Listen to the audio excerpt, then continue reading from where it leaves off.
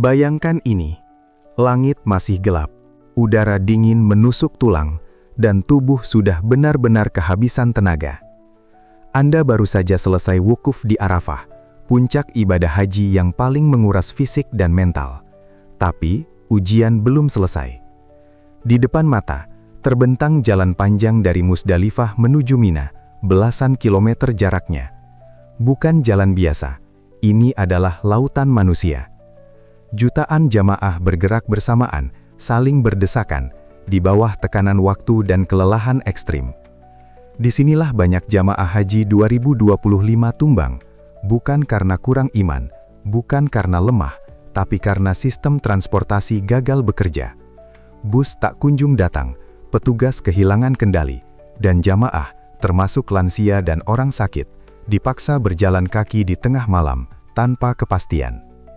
Pengalaman pahit itu kini menjadi alasan munculnya aturan baru.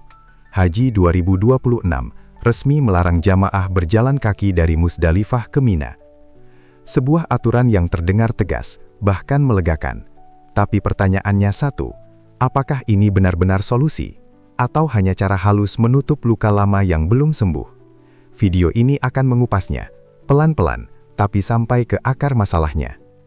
Mulai musim haji 2026, pemerintah Arab Saudi secara resmi memberlakukan aturan baru yang sangat penting. Jamaah dilarang berjalan kaki dari Musdalifah ke Mina. Aturan ini tidak hanya bersifat imbauan, tetapi menjadi kebijakan wajib yang harus dipatuhi seluruh jamaah dari berbagai negara, termasuk Indonesia. Dalam kebijakan ini, semua pergerakan jemaah dari Musdalifah menuju Mina harus menggunakan transportasi resmi yang telah disiapkan oleh penyelenggara haji.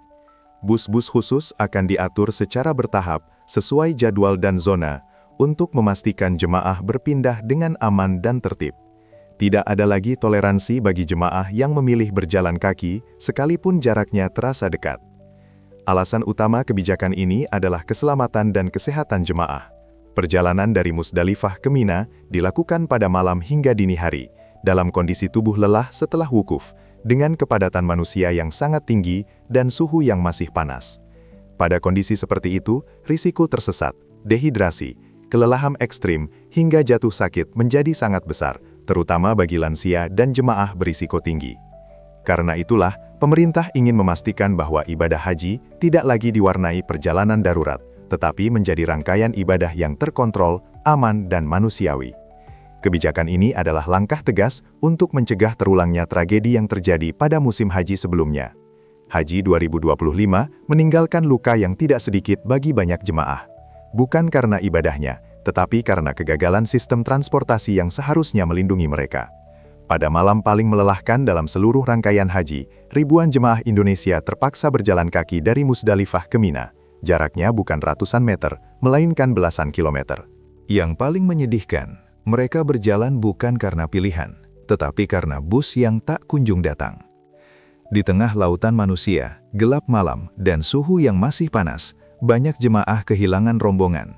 Lansia tertinggal, sebagian jatuh kelelahan di pinggir jalan, bahkan ada yang pingsan. Ini bukan lagi cerita ibadah yang khusyuk, melainkan situasi darurat yang memprihatinkan.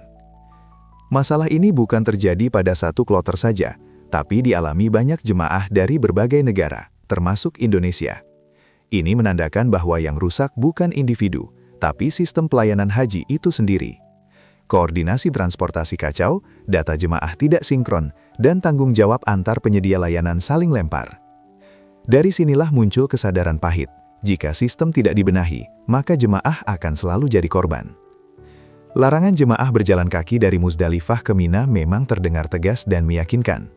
Di atas kertas, kebijakan ini tampak sebagai langkah maju untuk melindungi keselamatan jemaah, terutama lansia dan mereka yang kondisi fisiknya terbatas. Namun, jika kita melihat lebih dalam, muncul satu pertanyaan besar. Apakah sistem transportasinya benar-benar siap?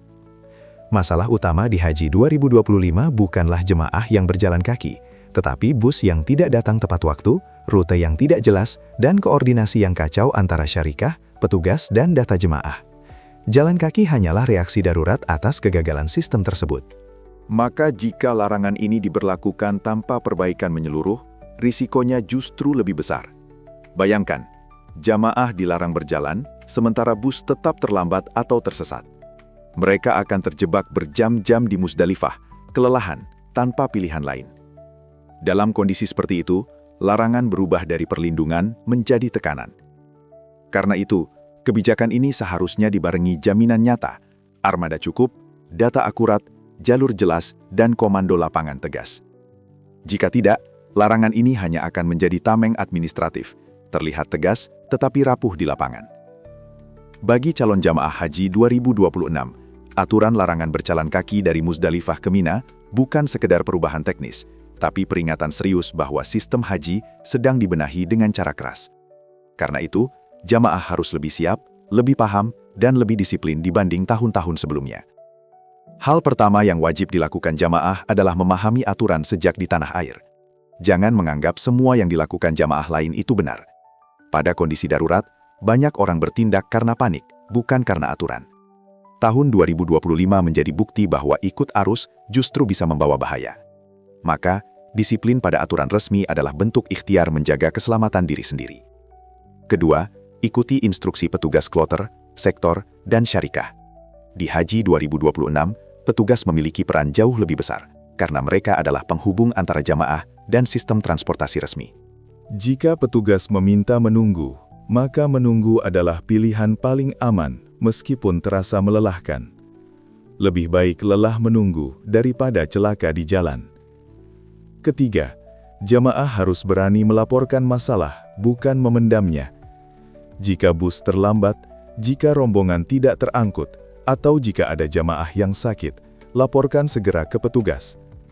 Sistem hanya bisa diperbaiki jika masalah diketahui. Diam justru membuat kesalahan yang sama terulang setiap tahun. Ingat, haji bukan hanya ibadah fisik, tapi juga ibadah kesabaran dan kepatuhan. Keselamatan jamaah adalah bagian dari kesempurnaan ibadah itu sendiri. Larangan jamaah berjalan kaki dari Musdalifah ke Mina pada Haji 2026 bukan sekedar aturan teknis. Ini adalah pengakuan diam-diam bahwa apa yang terjadi di Haji 2025 tidak boleh terulang. Ribuan jamaah kelelahan, tersesat, bahkan tumbang di jalan, bukan karena mereka tidak kuat, tetapi karena sistem yang tidak siap menghadapi kenyataan di lapangan. Haji seharusnya menjadi puncak ibadah, bukan puncak penderitaan.